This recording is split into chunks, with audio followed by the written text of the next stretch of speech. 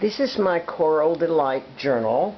It measures 6 inches by 9 inches and it has a 2-inch rounded spine. It has 8 signatures and I have attached these signatures with a hidden pamphlet stitch. I have a little bit of muslin. I wanted this to kind of have a vintage distressed look. I've used lace on the spine. On the cover I've used metal corners on all 4 of the corners, and it has some raised elements on the cover. This is actually a functional cabinet card, and I thought that whoever gave this journal a forever home could put a picture in there, or could just adhere the lace without a picture on the front. I thought that would be some options for personalizing the front. It has a hitch post and muslin closure on the album, and I just love the way this album looks. I just love to fussy cut, and it kind of shows, I think, in my albums. So let's get to it.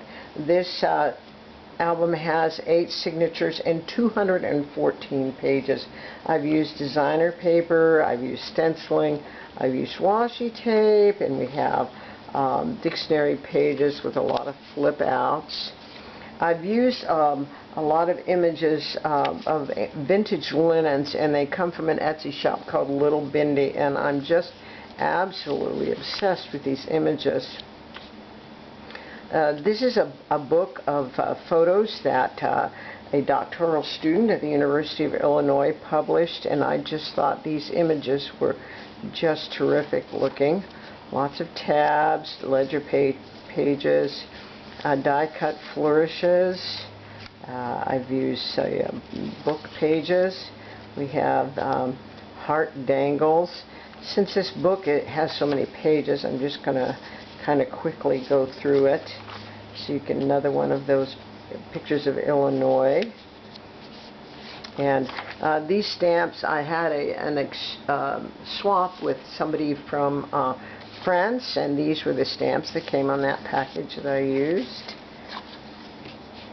Lots of tucks and tags. More of those from that vintage linen from Little Bindi at the Etsy shop. This is a flip out. We have both of these cabinet cards, or functional cabinet cards. You can put photos or whatever you would like in them. And again, I'm not going to do this to all of the cabinet cards, but they all are functional cabinet cards. And this is an acetate tuck spot, some stenciling, book page. This is a little journal card with some stenciling on it, a little envelope, little word stick, lace accents. It's an envelope that flips out, die cut flourish. Die cut flourish. I've got a little bit of tea and coffee dyeing in there, not a lot. Here's another stencil. A card in the center, and we have some heart dangles. Lots of room for journaling or pictures or memorabilia. You can just staple and add in to your heart's content. Lots of lace accents. A little altered paper clip.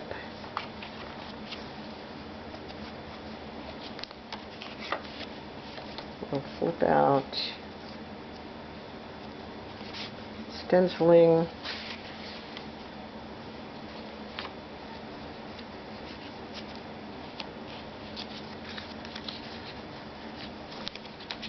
Tablet page. This flips out. It's a tuck spot. Designer paper, book pages, flourish. Another one. This is how those cabinet cards. This is obviously, they're all functional, so you can add whatever you want to add to them. Washi tape.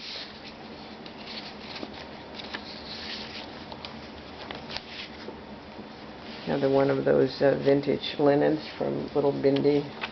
Used a lot of those in here.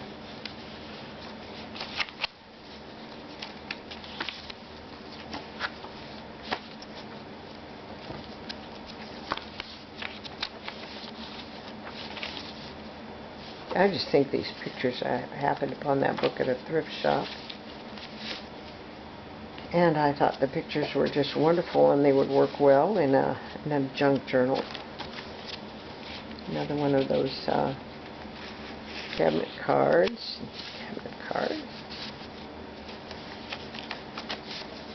On a journaling spot.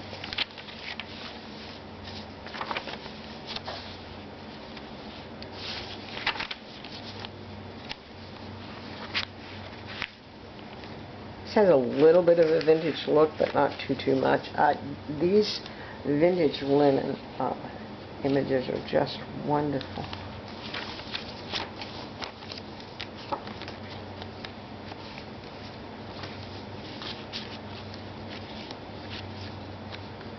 Little journaling spots. Some of these images, I made these several of these over the summer, and I didn't get them posted, and I can't always remember where I got the digital images from, and that's unfortunate because I use Artie Mays, I use Ephemera's Vintage Gardens, I use Seneca Pond Craft, I use Digital Collage Club. I use a lot of different digital downloads. And again, all of these are working cabinet cards. This is an acetate tuck spot or pocket.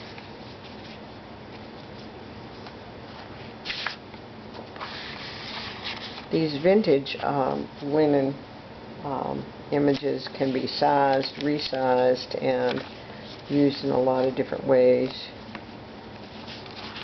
Dictionary pages, lots of designer paper, book pages, tablet pages. This is a little tiny cabinet card. I put this little you can tuck underneath it. Kind of cute. More of the die cut flourish.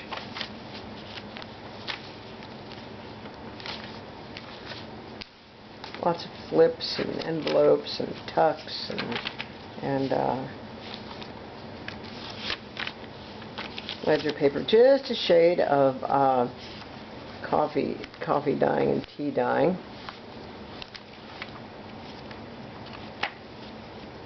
This is an altered paper clip.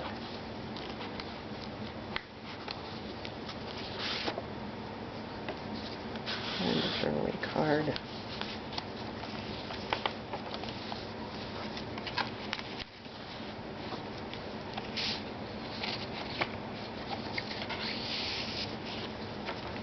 I wanted to have just a hint of vintage in this, but I didn't want it to be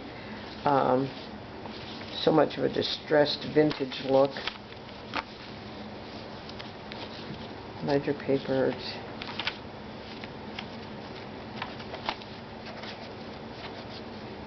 Little heart dangles. Ledger paper.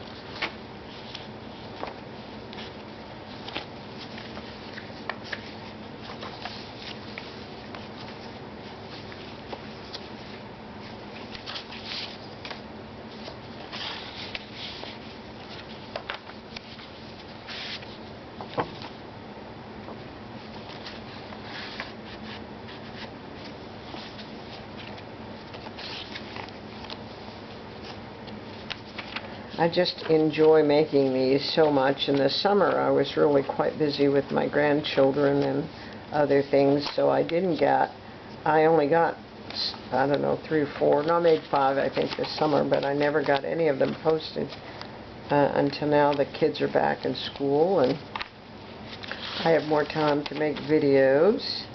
And so now I can put all of the videos up on the journals that I've made. I don't know, each journal just gets a little different personality. Each journal just takes on a life of its own as I'm making the journals. And I really, when I start, I never quite know how they're going to turn out. This is a little interactive. Oh, this is one of those cabinet cards. We have a couple of tags, and behind this, and that goes up.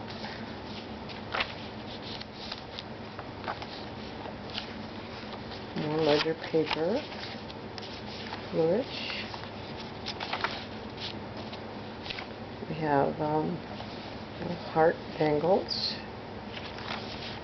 more ledger paper. I just always think that, sometimes when I'm working on it, I always think, oh, this is not going to work out. And somehow in the end, it just always seems to come together quite nicely. Sometimes I'm pleasantly surprised at how well these junk journals turn out, because there really is no exactly rhyme or reason when you start one. This journal needs a forever home. I hope you enjoyed watching this video. Thank you.